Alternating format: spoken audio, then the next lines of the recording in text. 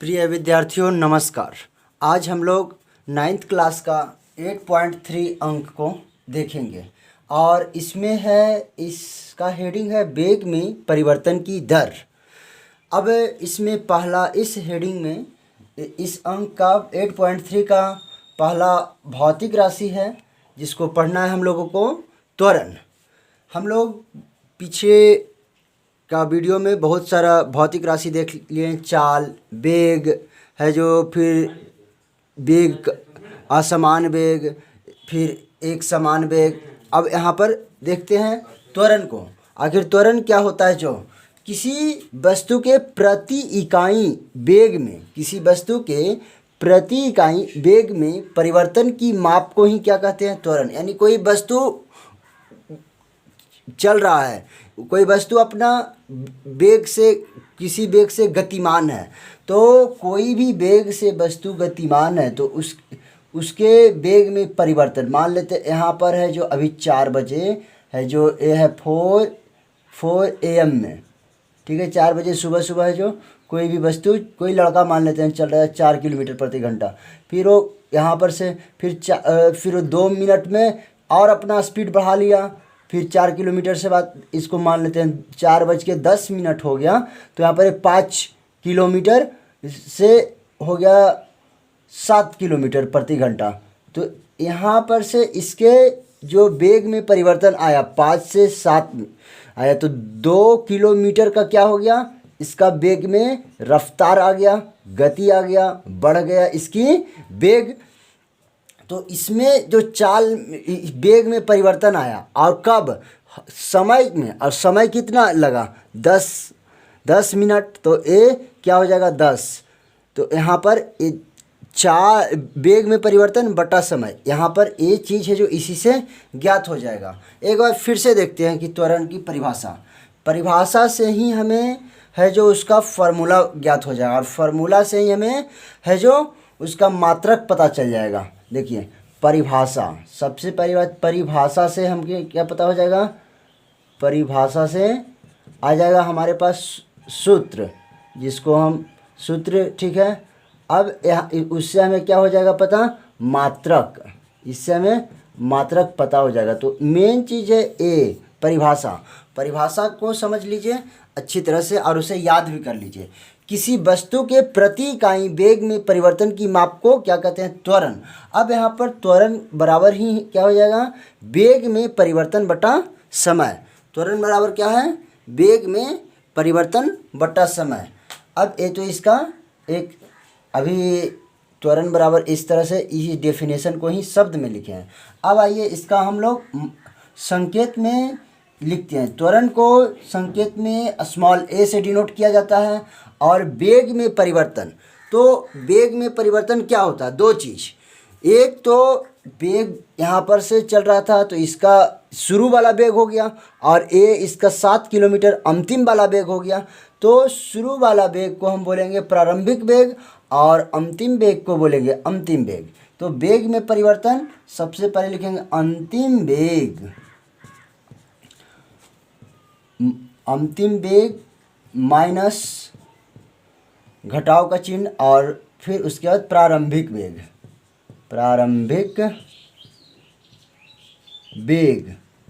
बटा हो जाएगा समय का समय। अब आइए यहाँ पर ए बराबर पुनः लिखेंगे फिर से अंतिम वेग को हम लोग डिनोट करते हैं किससे? अंतिम वेग को डिनोट किया जाता है भी से। अंतिम वेग को डिनोट किया जाता है किससे? भी से। तो भी माइनस, और प्रारंभिक वेग को u से, तो v minus you by T. ये हमारा क्या हो गया? इसका फार्मूला। ये प्रारंभिक त्वरण का ये फार्मूला हो गया। अब यहाँ पर से देखिए, आइए हम लोग क्या मालूम कर लेते हैं? मात्रक। तो यहाँ पर देखते हैं कि वेग का मात्रक, हम जब वेग पढ़ाए थे तो उस समय बताए थे वेग का मात्रक होता है मीटर प्रति सेकंड, और बटा यहाँ पर समय का मात्रक तो सेकंड होता है। अब देखते हैं यहाँ पर इसको मीटर, यहाँ पर बटा में है तो ये नीचे में फिर से आ जाएगा बटा में, पहले से भी है ये सेकंड, तो मीटर पर सेकंड मीटर बटा सेकंड स्क्वायर हो जाएगा। यहाँ तक क्या हो जाएगा, मीटर बटा सेकंड स्क्वायर। अब यहाँ पर यही स्क्वायर है जो ऊपर जाता है, तो इसको लिखेंगे मीटर पर सेकंड स्क्वायर, जो कि नीचे से ऊपर में जाएगा तो माइनस चिन्ह आ जाएगा। ये इसका क्या हो गया, मात्रक। अब यहाँ पर हम लोग एक लाइन और है जो लिखेंगे कि त्वरण का मात्रक है जो क्या हो जाएगा, मीटर पर सेकंड स्क्वायर होता है। अब त्वरण में दो बात है। यदि कोई भी वस्तु, देखिए हम आपको यहाँ पर समझाते हैं, यदि कोई भी वस्तु है जो कोई वस्तु है जो मान लेते हैं इधर है क्या चीज़, पूरब, ठीक है, ये पूरब है, पूरब की ओर गाड़ी चल रहा है और वो पूरब की ओर ही है जो गति अपना बढ़ा रहा है, तो इसका त्वरण कैसा हो जाएगा, धनात्मक। कैसा हो जाएगा, धनात्मक। लेकिन यदि पूरब की ओर गाड़ी है जो चल रहा है और वो ब्रेक लगा करके है जो रोकना चाह रहा है, तो पश्चिम दिशा की ओर आना चाह रहा है, तो अब उस कंडीशन में है जो इसका त्वरण कैसा हो जाएगा,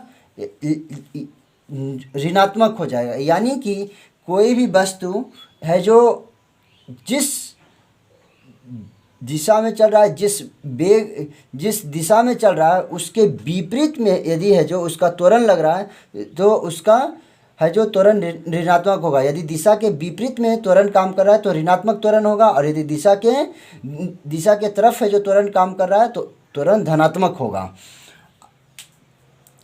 और अब यहाँ पर त्वरण का भी दो प्रकार, यहाँ पर तो अभी त्वरण धनात्मक और यहाँ पर ऋणात्मक। ये दो त्वरण धनात्मक एवं ऋणात्मक दोनों हो सकता है। और ऋणात्मक त्वरण को ही क्या बोलते हैं, मंदन। ऋणात्मक त्वरण को ही क्या बोलते हैं, मंदन।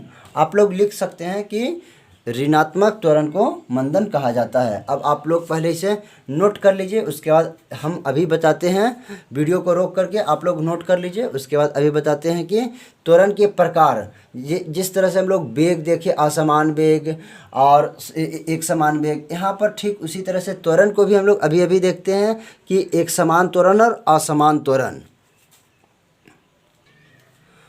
अब यहाँ पर है जो त्वरण का प्रकार के बारे में हम लोग देखते हैं कि त्वरण दो प्रकार का होता है। पहला एक समान त्वरण और फिर दूसरा असमान त्वरण। त्वरण में भी हम लोग को दो चीज़ पर ध्यान देना है, एक तो समय और फिर उसका वेग। दो टर्म त्वरण में क्या चीज़ रहेगा, दो टर्म, एक तो वेग होगा और दूसरा फिर समय। तो यहाँ पर समान त्वरण में क्या होगा कि समान समय अंतराल में है जो समान रूप से उसका वेग में परिवर्तन होगा। वेग में परिवर्तन बढ़ भी सकता है या तो फिर घट भी सकता है, वेग में परिवर्तन, लेकिन समान समय अंतराल में होगा एक समान त्वरण में। अब आइए डेफिनेशन क्या कह रहा है। यदि कोई वस्तु किसी सीधी रेखा में चल रही है, कोई वस्तु यदि कोई कैसी रेखा में, सीधी रेखा में चल रही है और इसका वेग समान समय अंतराल में समान रूप से घटता या बढ़ता है, समान समय अंतराल में समान रूप से घटता या बढ़ता है, तो वस्तु के त्वरण को दो बार लिखा गया यहाँ पर इसको, तो वस्तु के त्वरण को है जो क्या कहते हैं, एक समान त्वरण कहा जाता है। क्या कह रहा है, यदि कोई वस्तु सीधी रेखा में चलती है और इसका वेग समान रूप से है जो क्या हो रहा है, बढ़ रहा है या घट रहा है समान समय अंतराल में, तब इसे जो एक समान त्वरण कहा जाता है। यदि कोई वस्तु है जो सीधी रेखा में चलती है और इसका वेग है जो समान समय अंतराल में बढ़ या घट रहा है, तब इसके हम वेग को ही है जो क्या कहेंगे कि एक समान त्वरण कहेंगे।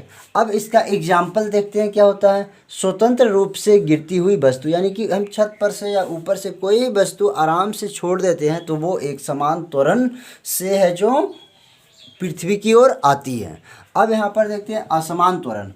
जब कोई वस्तु का वेग असमान समय अंतराल के रूप में, यानी कि कभी है जो 5 किलोमीटर 2 मिनट में हो जाए, कभी कभी 5 किलोमीटर 1 ही मिनट में हो जाए, तो ऐसे रूप में बढ़ता या घटता है असमान समय अंतराल में, तब है जो इसे क्या कहते हैं, असमान त्वरण कहते हैं। ये दोनों हो गया। अब आप लोग इसे जो नोट कर लीजिए यहाँ तक।